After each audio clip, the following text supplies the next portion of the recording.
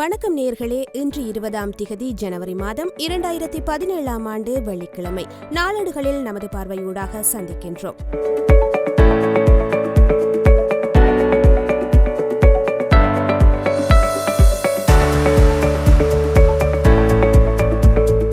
முதலில் வீரகேசரி, தினக்குரல், சுடரொளி ஆகிய பத்திரிகைகளில் எமது கவனத்தினை செலுத்தலாம். இன்றைய வீரகேசரியின் பிரதான செய்தி, எம்மை நாமே ஆளும் அரசியல் அமைப்பு வரும், உருவாக்குவோம் என்கிறார் கூட்டமைப்பு எம்பி சுமந்திரன் என்று வெளியாகியுள்ளது. இந்த செய்தியை சற்று விரிவாக பார்த்தால், தடைகளையும் மீறி இந்த ஆண்டு தற்போதுள்ள மக்கள் சக்தியோடும் உலக ஆதரவோடும் தமிழ் மக்களின் அபிலாஷைகளை நிறைவேற்றும் வகையில் எமது மக்கள் தங்களை தாங்களே ஆளக்கூடிய அரசியல் அமைப்பு வரும் என்று கூட்டமைப்பு எம்பி சுமந்திரன் தெரிவித்தார் என்று அந்த செய்தி வெளியாகியுள்ளது. இது தவிர இன்றைய வீரகேசரியின் முதல் பக்கத்தில் ரவிராஜ் கொலை வழக்கு தீர்ப்புக்கு எதிரான மேன்முறையீட்டு மனு நிராகரிப்பு, சட்டத்தரணிகள் எவரும் ஆஜராகாத நிலையில் மேன்முறையீட்டு நீதிமன்றம் அறிவிப்பு, மீள இடையீட்டு மனு தாக்கல் என்ற செய்தியும் பிரசுரிக்கப்பட்டுள்ளது. இந்த செய்தியை இன்றைய சுடரொளி தனது பிரதான செய்தியாக வெளியிட்டுள்ளது. சுடரொளியில் ரவிராஜ் படுகொலை வழக்கு தீர்ப்பு, மேன்முறையீடு நிராகரிப்பு என்று அந்த செய்தி வெளியாகியுள்ளது. அதேபோன்று தினக்குரலில் ரவிராஜ் படுகொலை மேன்முறையீடு விசாரணைக்கு எடுக்கப்படாது, மனு நீதிமன்றால் நிராகரிப்பு என்ற தலைப்பின் கீழ் அந்த செய்தி வெளியாகியுள்ளது. அலரி மாளிகைக்கு செல்ல முற்பட்ட மாணவர்கள் மீது தண்ணீர் தாரை பிரயோகம் என்ற செய்தி இன்றைய வீரகேசரியின் முதல் பக்கத்தில் புகைப்படத்துடன் பிரசுரிக்கப்பட்டுள்ளது. இதே செய்தி இன்றைய சுடரொளி மற்றும் தினக்குரல் பத்திரிகைகளிலும் வெளியாகியுள்ளதை காணக்கூடியதாக உள்ளது. தினக்குரலில் அந்த செய்தி, கண்ணீர் புகை நீர்த்தாரையால் மாணவர்கள் விரட்டி அடிப்பு, தலைநகரில் கலேபரம் என்ற தலைப்பின் கீழும், சுடரொளியில் அலரி மாளிகை நோக்கி ஆர்ப்பாட்டம், பல்கலை மாணவர்கள் மீது கண்ணீர் புகை தாக்குதல் என்ற தலைப்பின் கீழும் அந்த செய்தி வெளியாகியுள்ளது. மாலபே தனியார் மருத்துவக் கல்லூரியை தடை செய்ய கோரி அனைத்து பல்கலைக்கழக மாணவர் ஒன்றியத்தினால் நேற்று இந்த ஆர்ப்பாட்டம் முன்னெடுக்கப்பட்டதாக அந்த செய்தி பிரசுரிக்கப்பட்டுள்ளது. இவை தவிர ஜிஎஸ்பி வரிச்சலுகையை பெறுவதற்கு மனித உரிமையும் சமத்துவமும் அவசியம், வலியுறுத்துகின்றார் அமைச்சர் மஹிந்த சமரசிங்க என்ற செய்தியில் இன்றைய வீரகேசரி தனித்து கவனம் செலுத்தியுள்ளது. அடுத்து இன்றைய வீரகேசரியின் மலையக செய்திகள் பக்கத்தில், வறட்சி நிவாரணம் வழங்க வேண்டும் என்பது பேசுபொருளாக இருந்துவிடக் கூடாது, முன்னாள் பாராளுமன்ற உறுப்பினர் சந்திரசேகர் தெரிவிப்பு என்ற செய்தி பிரசுரிக்கப்பட்டுள்ளது.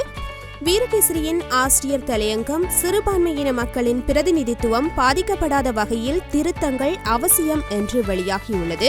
எல்லை நிர்ணய குழுவின் அறிக்கை உள்ளூராட்சி மன்றங்கள் மற்றும் மாகாண சபைகள் அமைச்சரிடத்தில் கையளிக்கப்பட்டுள்ள நிலையில் உடனடியாக வர்த்தமானி அறிவித்தலை வெளியிட்டு புதிய முறையில் தேர்தலை நடத்துவதற்கு நடவடிக்கைகள் எடுக்கப்பட்டுள்ளன.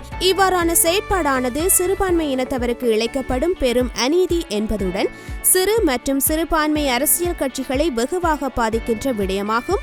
எனவே இந்த செயற்பாட்டை கைவிட்டு அனைத்து தரப்பினரையும் உள்ளடக்கிய விசேட கலந்துரையாடல் உடனடியாக நடத்தப்பட்டு இணக்கப்பாடொன்று காணப்பட வேண்டும் என்று சிறுபான்மையின கட்சிகள் வலியுறுத்தியுள்ளன என்று இன்றைய வீரகேசரியின் ஆசிரியர் தலையங்கம் தொடர்ந்து செல்கின்றது.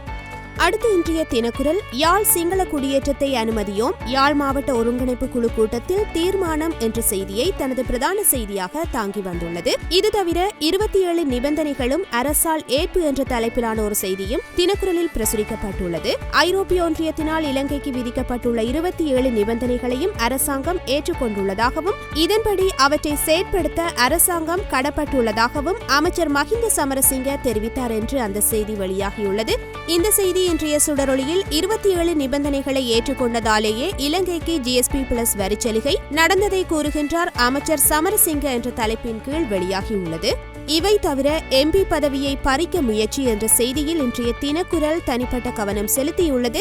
பாராளுமன்றத்தில் சுதந்திரமாக செயற்பட போவதாக அறிவித்துள்ள அதுரலிய ரத்னதேரர் ஐக்கிய தேசிய கட்சியின் தேசிய பட்டியல் ஆசனத்தை திரும்ப ஒப்படைக்க வேண்டும் என்று ஜாதிக ஹேல உரிமைய கூறியுள்ளது என்று அந்த செய்தி தொடர்ந்து செல்கின்றது. தொடர்ந்து இன்றைய தினக்குரலின் ஆசிரியர் தலையங்கத்தினை பார்ப்போம். தினக்குரலின் ஆசிரியர் தலையங்கம், நிலைமாற்று நீதி துரித தீர்வு அவசியம் என்ற தலைப்பில் வெளியாகியுள்ளது. நல்லிணக்க பொறிமுறைகள் தொடர்பான கலந்தாலோசனை செயலணி பிரிவு பல்வேறுபட்ட பரிந்துரைகளை தனது அறிக்கையில் சமர்ப்பித்திருக்கின்ற போதிலும் வெளிநாட்டு நீதிபதிகளின் பங்கேற்புடன் கூடிய கலப்பு பதிலளிக்கும் கடப்பாட்டு பொறிமுறையை ஏற்படுத்த வேண்டும் என்ற சிபாரிசு ஏனையவற்றிலும் பார்க்க கடும் விமர்சனத்திற்குரியதாக மேலெழுந்திருப்பதை காண முடிகின்றது. அதேவேளை நிலைமாற்று நீதி விவகாரமும் உள்ளக நடவடிக்கைகளில் வெளிநாட்டு பிரஜைகள் பங்கேற்பதும் இலங்கைக்கு புதியதொரு விடயமல்ல என்பதையும் புரிந்து கொள்ளுதல் தேவைப்பாடாக தென்படுகின்றது என்று இன்றைய தினக்குரலின் ஆசிரியர் தலையங்கம் வெளியாகியுள்ளது. அடுத்து இன்றைய சுடரொளி பத்திரிகையை பார்ப்போம். சுடரொளியின் பிரதான செய்தியை நாம் ஏற்கனவே பார்த்துவிட்டோம். அது தவிர மைத்திரிக்கு மரண அச்சுறுத்தல், முகநூலில் காணொலியை வெளியிட்டு மீண்டும் பரபரப்பை ஏற்படுத்தி வருகின்றார் விஜித ரோஹண என்ற தலைப்பிலான ஒரு செய்தி பிரசுரிக்கப்பட்டுள்ளது. ஜனாதிபதி மைத்ரிபால சிறிசேன மரணிப்பது உறுதி, அரசியல் நோக்கங்களுக்கு அப்பால் ஜோதிட கணிப்பின் பிரகாரமே நான் இதை உறுதியாக கூறுகின்றேன் என்று மீண்டும் சர்ச்சைக்குரிய கருத்தை வெளியிட்டு பரபரப்பை ஏற்படுத்தியுள்ளார். ஜோதிடரும் கடற்படை சிப்பாயுமான விஜித ரோஹண விஜயமுனி என்று அந்த செய்தி தொடர்ந்து செல்கின்றது. இவை தவிர அரசியல் தீர்வுக்கான சந்தர்ப்பத்தை தக்க முறையில் பயன்படுத்துவோம், தமிழ் மக்களிடையே ஒற்றுமை அவசியம், மட்டு பொங்கல் விழாவில் சம்பந்தன் தெரிவிப்பு என்ற செய்தியும், அரசமைப்பு தயாரிப்பு பணியை குழப்பி அடிப்பதற்கு சதி முயற்சி, சமஷ்டி தீர்வை தமது குழு பரிந்துரைக்கவில்லை என்கிறார் சட்டத்தரணி லால் விஜய் நாயக்க என்ற செய்தியும் இன்றைய சுடரொளியின் முதல் பக்கத்தில் பிரசுரிக்கப்பட்டுள்ளது. சுடரொளியின் ஆசிரியர் தலையங்கம் அரசமைப்பு தயாரிப்பில் அரசு நோக்கும் சவால் என்ற தலைப்பில் வெளியாகியுள்ளது. இலங்கையின் அரசியலில் ஏற்பட்டு வரும் மாற்றங்கள் காரணமாக புதிய அரசமைப்பை தயாரிக்கும் பணிகள் மேலும் தாமதமடையலாம் என்று எதிர்வு கூறப்படுகின்றது. புதிய அரசமைப்புடன் அதிகார பரவல் தொடர்பான விடயங்கள் உள்ளடக்கப்படவிருப்பதும் தேசிய அரசில் உள்ள ஸ்ரீலங்கா சுதந்திர கட்சி உறுப்பினர்களின் முரண்பாடான நடவடிக்கைகளுமே இதற்கு காரணமாகும் என்று இன்றைய சுடரொளியின் ஆசிரியர் தலையங்கம் வெளியாகியுள்ளது. தொடர்ந்து யாழ் பிராந்திய பத்திரிகைகளான உதயன், வலம்புரி மற்றும் காலை கதிர் பத்திரிகைகளின் பிரதான செய்திகளை பார்ப்போம். இன்றைய உதயனின் பிரதான செய்தி தம்மை தாமே ஆளும் உரித்தை தமிழருக்கு தரும் புதிய அரசமைப்பு, கிழக்கு பொங்கல் விழாவில் சுமந்திரன் எம்பி நம்பிக்கை என்று வெளியாகியுள்ளது. இதே செய்தியை இன்றைய காலை கதிரும் தனது பிரதான செய்தியாக வெளியிட்டுள்ளது. எங்களை நாங்களே ஆளக்கூடிய அரசமைப்பை உருவாக்குவோம், மட்டு பொங்கல் விழாவில் சுமந்திரன் திட சங்கற்பம் என்ற தலைப்பில் அந்த செய்தி பிரசுரிக்கப்பட்டுள்ளது. இன்றைய வலம்புரியின் பிரதான செய்தி சமஷ்டி தீர்வுக்கு இணங்க முடியாது, ஸ்ரீலங்கா சுதந்திர கட்சி மீளவும் அறிவிப்பு என்ற தலைப்பில் வெளியாகியுள்ளது.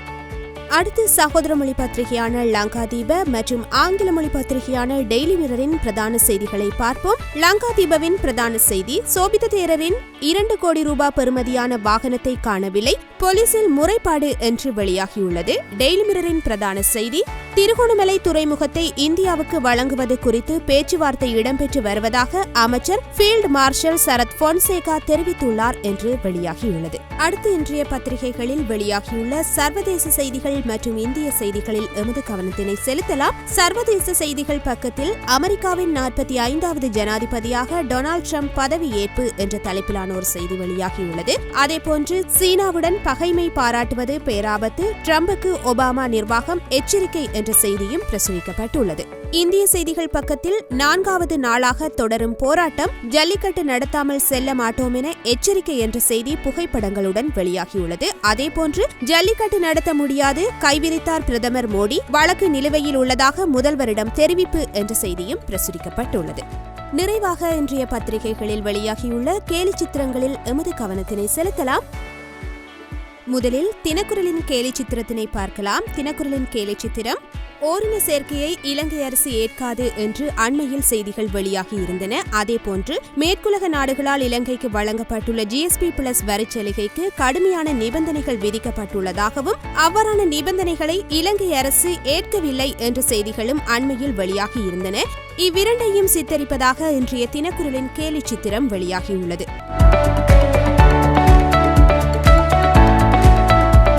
அடுத்து சுடரொளியின் கேலி சித்திரத்தினை பார்க்கலாம். சுடரொளியின் கேலி சித்திரம் இலங்கையில் நாடளாவிய ரீதியில் நிலவும் வறட்சியை சித்தரிப்பதாக அமைந்துள்ளது.